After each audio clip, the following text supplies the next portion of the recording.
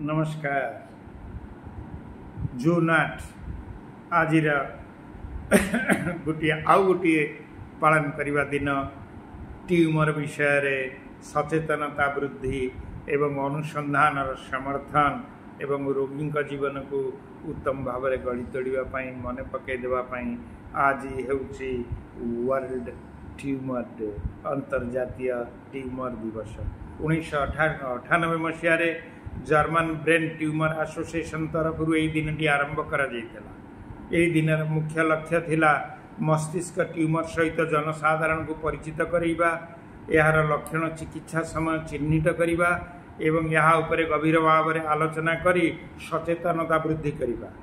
एवं ट्यूमर साधारणतः एक कोष वृद्धिर जिनस, यह बेनिंग बा निरापद भी हो पारे एवं मालिग्नेट बा कैंसर पूर्ण भी हो पारे। मस्तिष्क ट्यूमर हेले मानसिक शक्ति स्मृति और दैनिक कार्य उपर यार प्रभाव पकाए।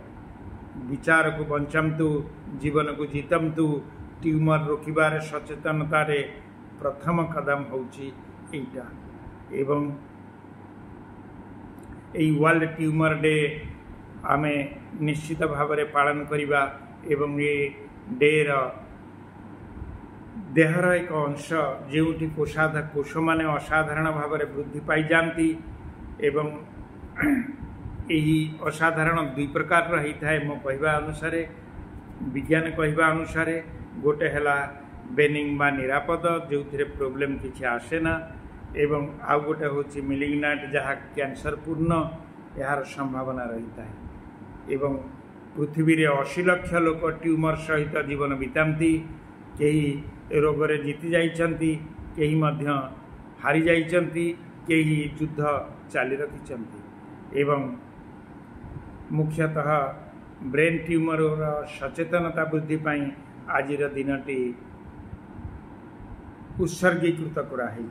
लिभर बोन स्किन ट्यूमर अन्य अंशरे मध्य हुए, स्त्री मानकर ब्रेस्ट कैंसर हुए, लंग्स ट्यूमर धूम्रपान सहित जड़ित एवं ब्रेन ट्यूमर मस्तिष्क हुए जहाँ अत्यंत जटिल।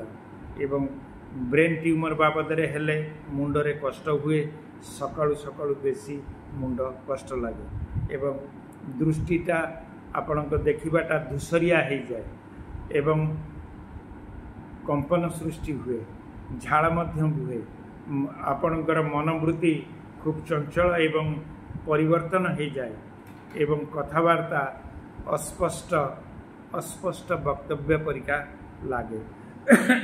ट्यूमर विषय आपण साधारण ज्ञान समस्त सहित आलोचना करवा, रोग प्रति सचेतनता वृद्धि करवा, गवेषणा एवं चिकित्सा को अधिक गुरुत्व दबा, अनुमोदन और अर्थ साहाय्य सह रोगी की समर्थन करवा, ता सहित आमर कर्तव्य समय स्कैनिंग करवा, स्पष्ट लक्षण देखी डाक्तर परामर्श करवा, जनसाधारण मध्य यह जनइबा।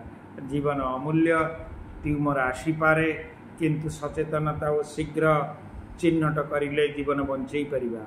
आसंतु आज यही दिन रे एक मूल्यवान संदेश देवा, देखंतु शुणंतु बुझंतु एवं समस्त को जनातु। रमु स्पीक्स ओडिया कहानी माध्यम रे ज्ञान आपण पर्यंत आनी देउछि। दयाकरी ये वीडियो को शेयर करंतु, लाइक करंतु एवं सब्सक्राइब करने को भूलंतु नहीं। जय जीवन, जय ज्ञान। नमस्कार।